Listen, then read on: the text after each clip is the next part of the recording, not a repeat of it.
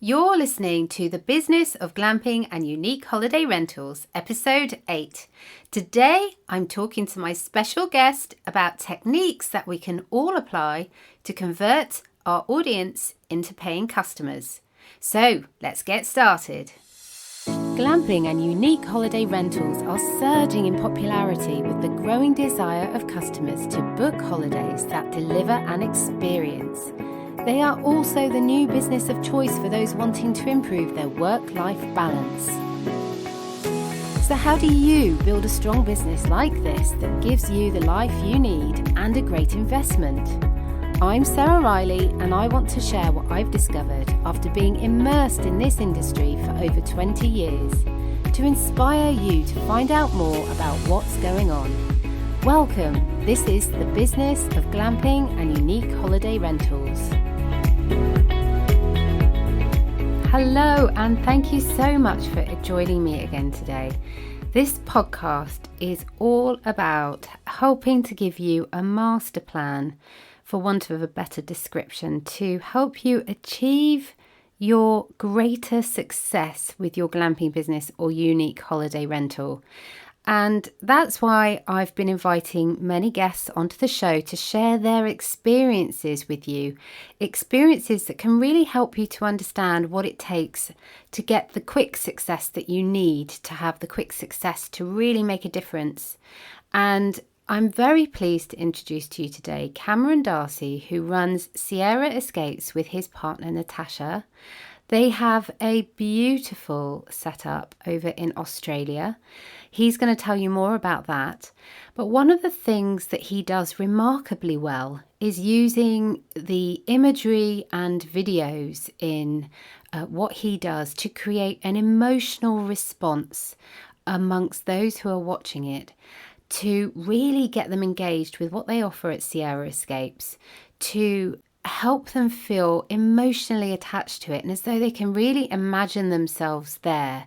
They can really imagine themselves booking a holiday and staying at Sierra Escapes and enjoying everything that the imagery and the content they provide displays.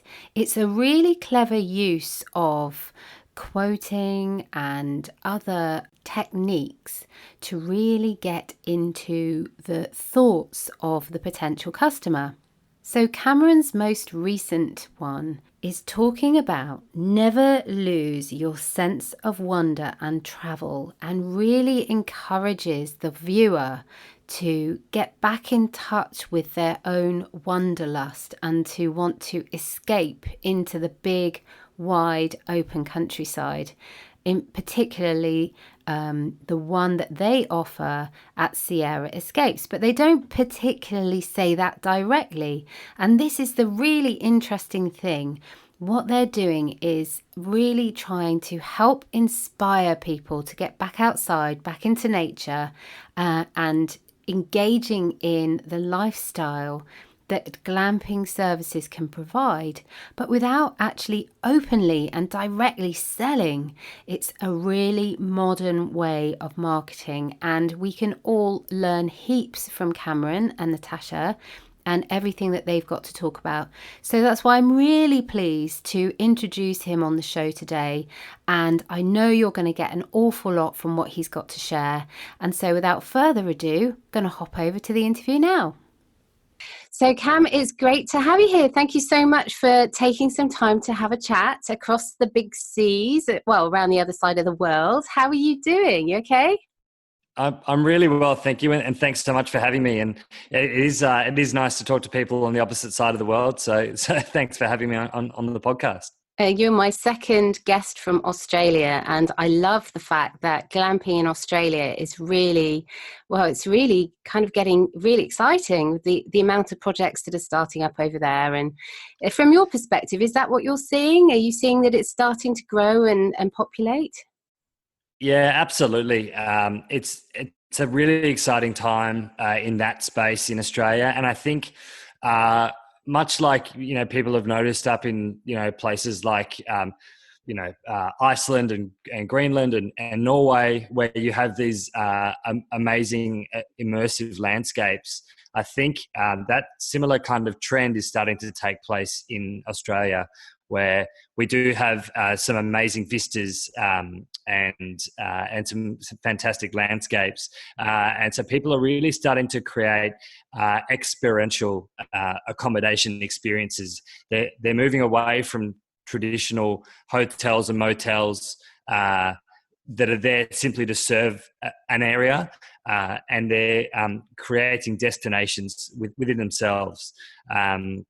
And I know, you mentioned the second Australian, the other one, I'm assuming being Sunny from Bubble Tents, who's a good friend of ours. And, their accommodation offering is a classic example of placing you in an environment and making that environment the hero rather than the accommodation itself. And I love that's what you're doing over there. And but first of all, let's tell the listeners, can you tell me who you are, what a little bit about you and what you do? Absolutely. So I'm Cameron Darcy, and I live in Sydney, Australia. I'm 31 years old. My wife and I both started Sierra Escape, which is located about 4 hours drive out of Sydney City in a place called Mudgee, which is a beautiful wine region full of cafes, restaurants, beautiful landscape, really cool people. And we started Sierra because essentially we fell in love with the area, and we wanted to create an accommodation experience that was different. It was unique. It would get people talking and get people out of the city and into the country to be able to forget all their worries and their stresses for a while and come and relax with us, and really provide an experience of Mudgee that we had personally ourselves when we first went to Mudgee. Yeah, and we met in California, and as what usually happens when you meet people at these big events and you swap business cards and you shake hands, say hi and everything, you then go back, when you get back into the office, you kind of go through websites and have a look and see what they're all about and what they're doing. And when I looked at your website, I realized that I'd seen it before, and I don't know how our paths had crossed, but they had. And I remember back then, some time ago now, I'd seen some of the visuals that you've been using on your website to promote your business. And that's kind of why I wanted to talk to you today, because you're actually taking a very unique approach to getting an atmosphere, a feeling into your viewers, the people who are visiting your website, to encourage them to visit your site and maybe become your customer in the future. And you've particularly got a new video at the moment. And I kind of wanted to talk to you today about how your project had evolved and your ultimate aims for it. Can you talk a little bit about that? Yeah, absolutely. And thanks so much for the kind words. I guess my, to give you the full sort of idea of where we came from and how we arrived with the visuals that we use in our marketing. I should also share to give listeners a bit of a background that I own a video production company, and that's sort of my background is in directing commercial films and short films, content, that kind of work. And I own the production company I have now. I've had for about 6 years, and I've grown it from just myself and my business partner to what it is now, where we have 7 full-time staff and contractors, and we film projects all over the world for different brands and different companies. We do a lot of work in Fiji, in Hawaii. We've worked in Norway, Scotland, New Zealand, Bali. So that's something I'm really passionate about, and it's that business that's really allowed us to move into other businesses and invest capital in time elsewhere. So I guess really from the outset of Sierra Escape, it was really important to have very strong visuals, both video and stills. So even before the tent existed, I had my drone up on the property, getting really nice imagery of the scenery and wildlife and all that kind of stuff. And I cut together a little 30-second, very simple video kind of teasing to the fact that something was coming to Mudgee in 2017. And so then once we launched, we took a lot of photos, and because I've got a bit of a background in photography as well, it was very accessible for me to the equipment, and to be able to take these photos. And one feedback we got from a lot of the publications and blogs, magazines that we approached, when we launched, and probably in a very similar fashion to what you spoke with Sunny about, the feedback we got from those people was wow, the imagery, like it really told a story about the property. It drew them in, and they wanted to write about it and share that with their readers. So I think if there's one thing that we do quite strong in, it's definitely our marketing.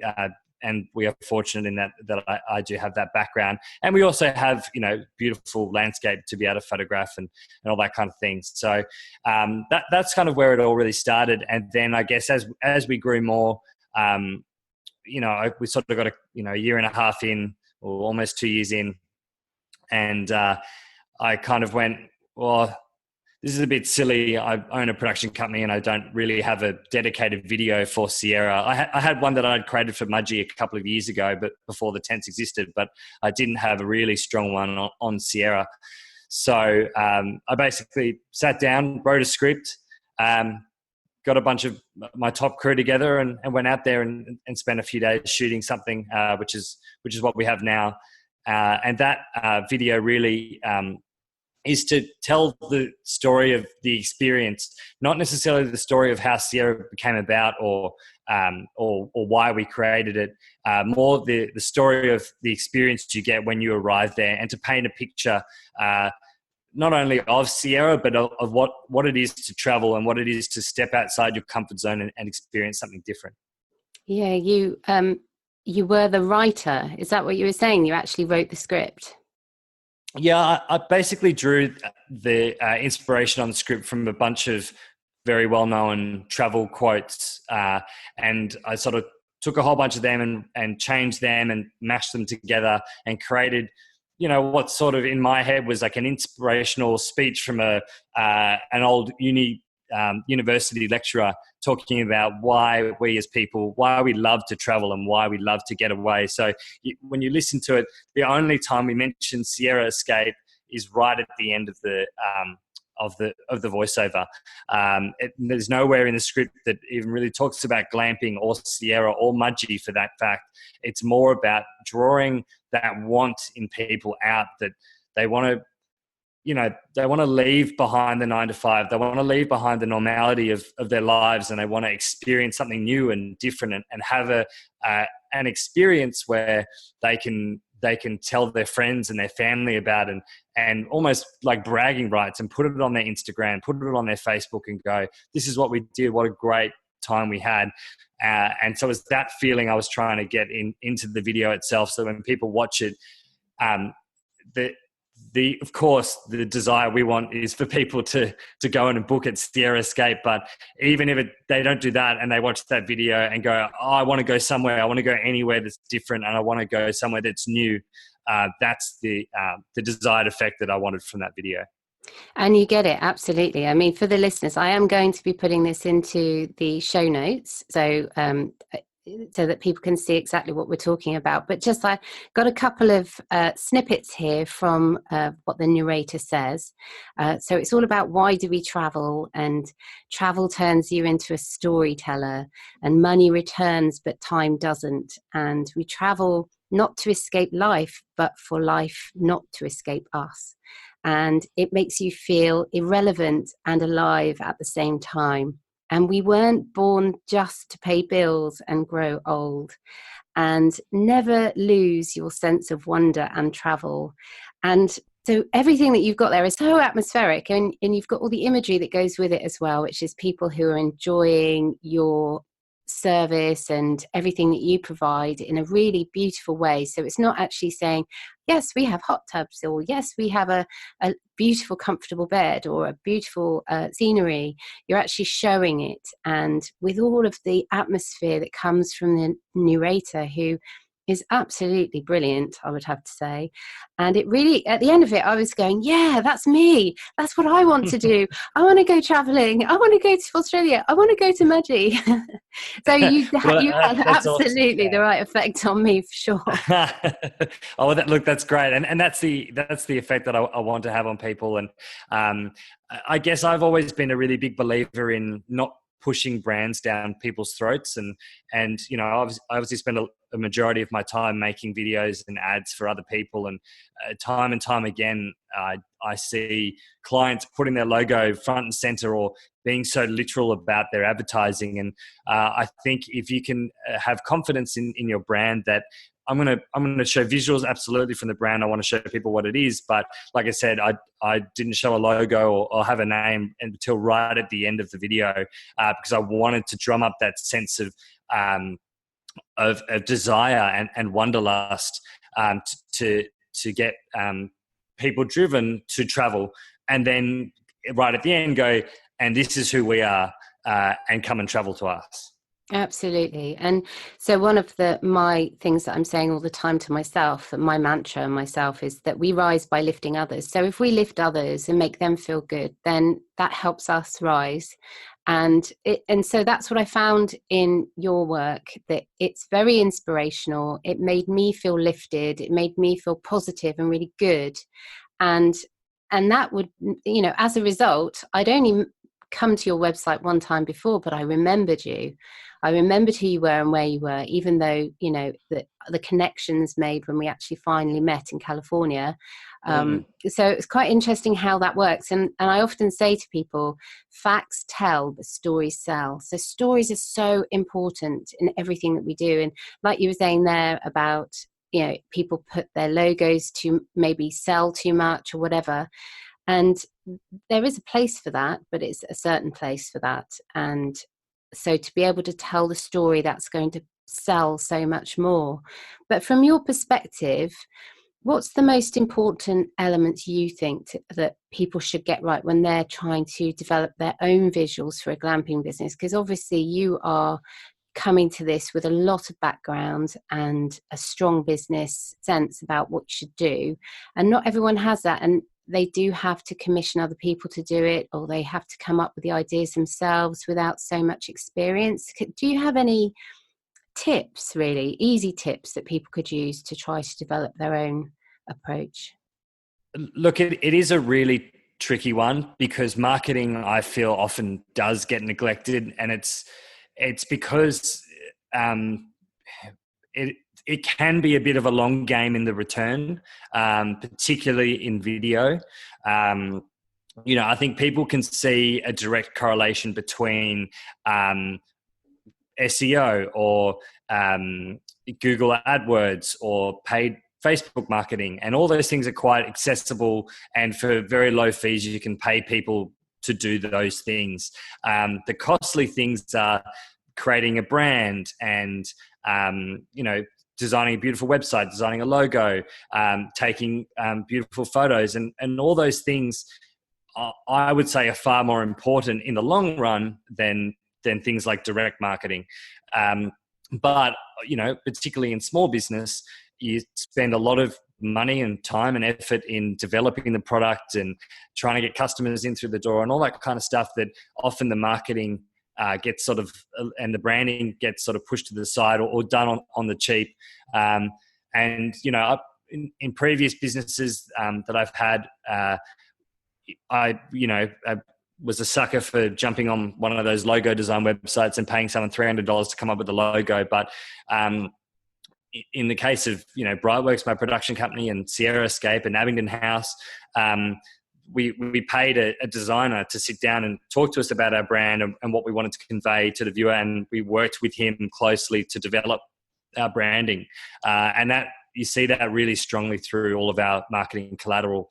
You know, I've seen businesses pay $80,000 to $100,000 to develop their branding, and they end up with very strong branding. Now, I'm definitely not saying go out and spend $100,000 on your branding if you're a small business. If you're a large business, then absolutely, then go for gold. But you know, investing a few $1,000s as opposed to a few $100s does make a huge difference in the long run. I mean, I'd say for people that, you know, are funding everything themselves, is definitely, there's two places you want to spend money straight up on your marketing. It's your branding and your logo design, and your photos. Video is a fantastic tool, and you know, I'm very fortunate that you know, I have that background, and I can do a lot of it myself. So I can create that content at a fraction of the cost that other people would. But unfortunately, unless you know, at the end of the day, you get what you pay for. So if you only spend a couple of $1,000s for someone with a small camera to come and create a video for you, it might serve a purpose to a degree, but it's not going to have the cut through. You're not going to tell the story. You're better off investing that $2,000 to $3,000 in good photography, and have that tell your story. And then once you get a little bit bigger, and you've got more capacity and more income, then there's the time to be able to invest, you know, a substantial lot more money into video. And the other thing about video is that it's not just enough to have it sit on your website, although that is key. And like you said, it helps people remember you. It helps people drag customers into the business. You need to get that video out in front of eyeballs. And in today's landscape, there is so much content and so much advertising being bombarded to people every day through phones, on trains, on buses, on Facebook, on Instagram. Everywhere you look, there's marketing. So to be able to get cut through and be able to get in front of people, you need to pay a substantial amount of money to get that video playing before pre-roll or on Facebook or whatever it might be. So there's the investment in the video itself, but then there's continual investment after that to get it out to people, or you most as well throw $30,000 down the drain, because it'll just sit on your website and people that are already looking at your business will see it, which is good. It's not a waste of money, but you really need to make that video work. It has to be out in front of people, drawing them into your business. Have you found a way that particularly works in that sense? Look, I think this is where it gets a little bit sort of media heavy in terms of knowing what media works and what doesn't. A lot of people will say that Facebook is on the way out, and they could very well be right. We still get a lot of cut through and a lot of conversion through Facebook, through sponsored Facebook marketing, as well as organic social posts. So I think organically, that video, when I posted it, I think it had something like 5,000 to 6,000 views organically. And then since that, we've put a very small amount of money behind it to get it out in front of more people. I think off the top of my head, it's around the 12,000 to 13,000 view mark and still growing. I think Instagram is another big one, particularly for visuals. Instagram is massive. We've done a little bit of sponsored YouTube pre-roll as well, which has been okay, not as strong as I would like. But again, YouTube's one of those things where, you know, you're competing against huge brands, and particularly in the travel space, you're competing against international destinations who are paying hundreds of thousands of dollars to get their content in front of people. So to get that sort of, cut through, it's costly. So you have to be smart about it. You need to do your research, but there's plenty of articles and resources online courses in online digital marketing that can teach you those kinds of things. I'm interested and curious, have you used Pinterest by any chance?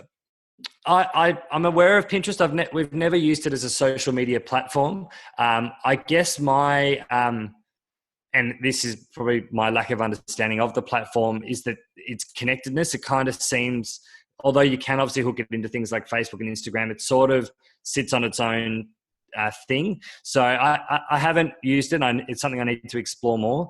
I don't really know too much more about it. Yeah, I'm only asking because I ask everyone what platforms they use and what they have success with. And from my own experience as well, Pinterest has been incredible. that it's a place where I have, for Inspired Camping, I have the least amount of followers, but I have the most amount of click-throughs and traffic. Yeah, wow. So Amazing. Yeah, it's something definitely worth looking into for sure. yeah, it's certainly one you should put on your list of things to do anyway. Yeah, absolutely. And look, that's the thing as well at the moment, is that everything's changing so rapidly that Yeah. it's not enough to do something for a year and go, okay, I'm just going to keep doing that for the next 3.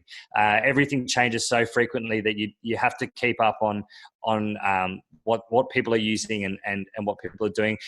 I'm very fortunate that I'm exposed to that every day, because I'm working with advertising agencies and media agencies. So to a degree, I just see what they're doing with various different businesses and rinse and repeat. So I'm very lucky that, these guys are going to seminars all the time and they're meeting with Facebook and Google, every second week. So I'm very privy to a lot of, quite helpful information. But that information is out there. You just need to look for it and be aware of it. And I think people, I think they just hear about it and start doing something because it's what everyone else is doing. But people do fall behind pretty quickly. Yeah, and each platform is good for different things. So Facebook is known to be a place where customers who may be thinking of buying may check out the business on Facebook to see if their Facebook page is up to date and if it looks like they're really, before they hand over their money, if they are a business that are working daily and maybe putting posts up and are active. And then you've got Twitter, which is really fast and it's something to maybe use while you're watching television or something that might be about glamping or where you can grow a community. But it's very fast. It comes and goes. And whereas YouTube, it's there all the time and it will constantly be getting traffic. It doesn't go. It doesn't go down the line. People can find you and it will suddenly, you may find, as I did with one of my videos, suddenly I found that I was getting a lot more hits out of nowhere and I didn't know where they were coming from. And it turned out it's coming from YouTube. And that was something I hadn't expected. And again, Pinterest, unexpectedly, people will share your content that you share on Pinterest. And if somebody who sees that then it going through their feed or their Pinterest when they're looking at for certain things to pin to their boards and they want to find out more about what you've just pinned to it, they just need to click on the image and it will take them straight to the place that sourced the image. So that could be your website, it could be from wherever it's come from, YouTube. So it's a really interesting little place to generate a following or generate some traffic. But yeah, every I guess in the travel space as well, people, if they're using Pinterest, they're usually, from my understanding, using it for inspiration for different things. Now that might be for a work purpose or whatever, but I think a lot of people use it to go as, these are the places I want to travel to in the next 5 years, or this is my inspiration for my honeymoon. So I think in that sense, making sure that your content is on there is probably pretty important. So when people are actually putting together, maybe thinking about or having a plan for the visuals they're going to have on their own business, whether that's video or images or storytelling like you have within one of your videos, are there any maybe 1 or 2 tips or 3 tips that you would suggest people do in terms of thinking that through and planning it? I guess a couple of tips I'd have is the first one being think about the reaction you want from the viewer. Are you trying to impress them with the view? Are you trying to get the viewer to picture themselves in that environment? Are you trying to advertise a sale or a discount special? So you really got to think about what you're trying to convey to the viewer. I think also think about the kind of imagery that you want. Now, it could be something as similar to what we've done in terms of telling a story about travel and really creating a strong emotional hook within the viewer. It might be as simple as a little social video on your phone that you just want to post on Facebook and Instagram. So I guess it's really thinking about what effect you want to have, and then sort of go from there. There's definitely not one size fits all or one sort of tip is suitable for everybody. It really just comes down to what's going to work best for your audience and potential customers, and what you think is going to have the strongest effect on the business. So for us personally, we have a few different kinds of visuals. We have little videos that I might do when I'm up there on my phone, or I might borrow from visitors that have stayed, and often they take little nice little videos, and you can reach out to them and say, hey, I loved your photos or your videos, would you mind if we shared them and tagged you in it? And I've never once had someone say, no, I don't want that. And I think when people are sharing content, they love getting likes on their stuff as much as we do. So there's a really nice plethora of content that you can really borrow from. So there's that style of content. And then there's also our, product hero imagery, which most of the time won't have people in the shots. And then occasionally there will be an odd shot here or there, which will have people in the content. But I find for website content, having empty frames, just product shots, it kind of it shows what the product is. And when people are on your website, that's sort of they're already interested, so they want to see what it is they're going to be getting if they pay what they're paying for. When it comes to social content and content that you want people to be tagging their friends in, liking, sharing, we personally try to have as many photos with people in it. Now that might be paid talent, or it might be user generated content. But I think that's really important because people can then imagine themselves. So they'll be scrolling through, Facebook, and then they'll see a photo of a girl in the bathtub with an excellent view behind them, and it'll be a thumb stopper, and they'll stop scrolling. They go, "Oh, that's what I want to be, that person." So that photography doesn't necessarily have to be as premium high quality. It can often just be shot on a phone, and that's where we often really lean on either user-generated content or arranging with influencers in the Facebook and Instagram space to go and stay there and get a free couple of nights in exchange for a couple of posts and some content. Now, those posts, as we've learned, and this is a whole nother topic, but those posts won't necessarily lead to their followers converting over to your followers and liking your business. And it really, we've had many influencers stay and really only a few where we've had really good cut through with their audience. But if you find influencers that create really nice content, then that gives you, 5, maybe 10 images from their stay that you can then use on your own socials across the rest of the year. And we've got one literally that's happening at the moment. We have an influencer staying who is definitely not the highest, the largest following that we've had stay, but certainly the highest cut through and the highest amount of audience that's come across. And on top of that, she's generated some really nice content as well. So we've got those visuals that we can use, and plus we're getting the audience cut through, but it's not always the case.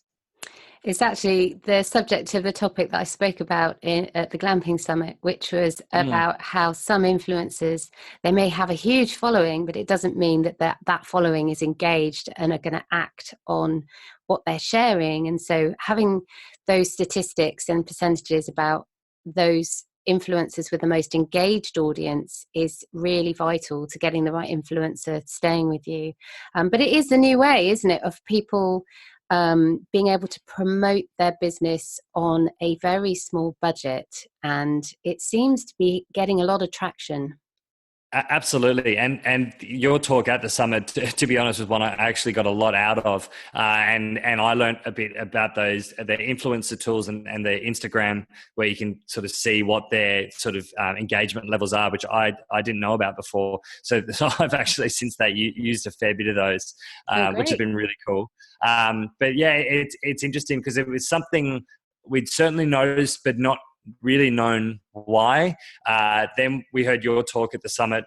it really sort of got us thinking about the kinds of audience that those people had. And since then, what we've realized is that some of those ones with, say, 500,000 followers, that audience might be engaged, and their engagement percentages might be up there on one of those tools, but that's for their content. And a lot of those people, in our example anyway, the one that I'm referring to, their audience is a much younger audience because they're young, they're traveling around, they're seeing all these photos of amazing places, and they're liking the photos as they're scrolling through, but they know, or maybe deep down they know that one day they like to travel there, but they don't have the money to travel there right now. So they're not going to go through and like the page or like your content because they just like the photo. They're like, oh, one day it'd be great to travel there, but they park it. Whereas, say, an influencer that might have 50,000 followers, but she might be in her mid-30s, and her audience are young mothers, who have corporate jobs, and their husbands, they're two incomes, and that, their children maybe haven't started schooling yet, so they still have a lot of discretionary income. So they see the photo, like it, but then they say, oh, I want to look at that for our anniversary trip or a birthday weekend away, or then those are the people that will come over and start following your page and interacting with your content as well. So it's the engagement levels and the scoring on the influencers is super important, but also who their audience is and does it align with who your target market is. Absolutely. Couldn't agree more. So what's next for you and your business? What are you planning next? What's coming up? We've got some really exciting things happening at Sierra. We've gone from 0 to 3 tents in about 18 months.